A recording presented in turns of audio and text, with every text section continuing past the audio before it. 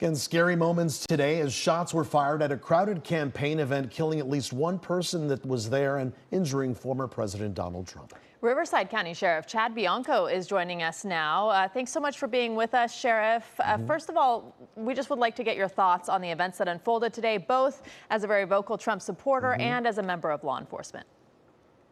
Yeah, thank you for having me on. I appreciate the opportunity.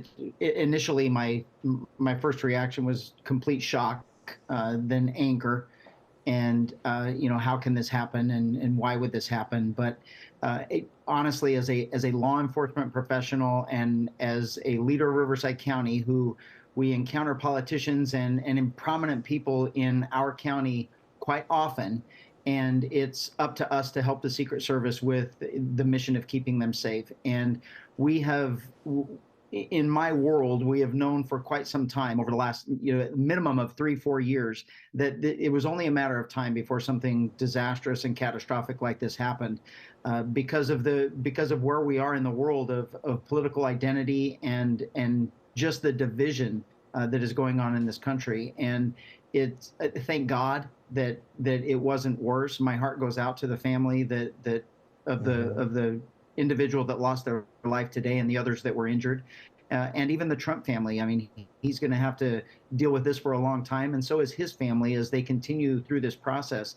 So it's a horrible day. It's a horrible day for our country, and it's got to stop. The horrible vitriol that comes from our politicians when they talk about each other.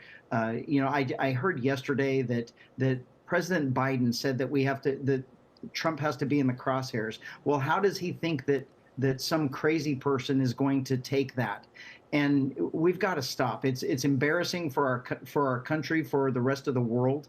And we need to get past that. We need to just get back to really a civilized society where we care about rules and laws and how we treat other people.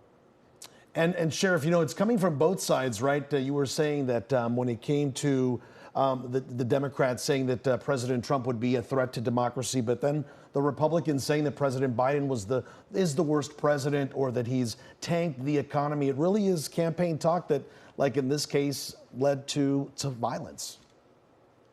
Yeah, it's very true. And you have to go back in history and see that, campaigns are all about different views. It's all about disagreements. And one party believes that they have the right answers for the economy or for the direction of the country, and another party believes different. And we have never, up until the last 3 or 4 years, maybe even a little bit longer than that, it might even go back to 10 years.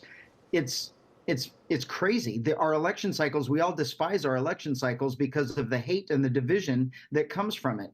I mean, there's no longer that part about we don't talk about religion or politics. That's kind of out the window because we're identified by our politics, and we brand people, a bad person because of a political opinion. And it's horrible. It's done nothing but divide us. It's caused hate, and these fringe people, whether it's the right or the left, that are not normal people like you and I, they feed off of this. And when you're constantly telling people, telling anyone that something is bad or someone is bad, and especially Trump, that's what we're talking about. It wasn't President Biden that was attempt assassination today. It's President Trump. And you go back and you look at the hatred that politics and a vast majority of the media and the public direct toward him, that predominantly is false. It's propaganda, and it's just political hatred, and it drives crazy people to do crazy things. And we're better than that. We're better as people than that. And we're embarrassing ourselves to the world when we all know, and we should be the greatest country in the world. Right. Okay, quickly before we let you go, but noting that this is definitely on both sides, including from the former president himself at some of these rallies. But I want to get your take as a law enforcement officer. Do you consider this a success by the Secret Service that they were able to shoot this alleged attempted assassin, or do you consider it a failure that the shots were ringing out in the first place?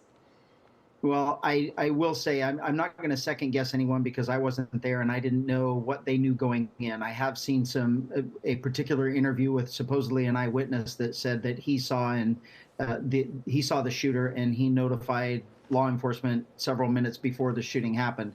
So I will commend them for ending it quickly, and they stopped many more people from getting hurt. So the law enforcement there and Secret Service did a fantastic job. I think what we're going to have to look for and look at in the coming days is how was that person not identified sooner? And I got to be quite honest with you, we expect these things, and not to criticize what happened, but I would hope that were that my county and we were protecting the president or the former president or anyone for that matter, if you come to a rally with a gun and you're on a roof and you're identified, chances are you're going to be violently taken out. And we're not going to wait for you to fire the first shot that has the potential of hitting the president in the head. So there's a lot that we need to learn. There's a lot that we need to look at constructively so we can make sure that this doesn't happen again. Very good. All right, Sheriff Bianco, thank you so much for your time tonight. We appreciate it. You're welcome. Thank you. All right, good night. Well, tonight.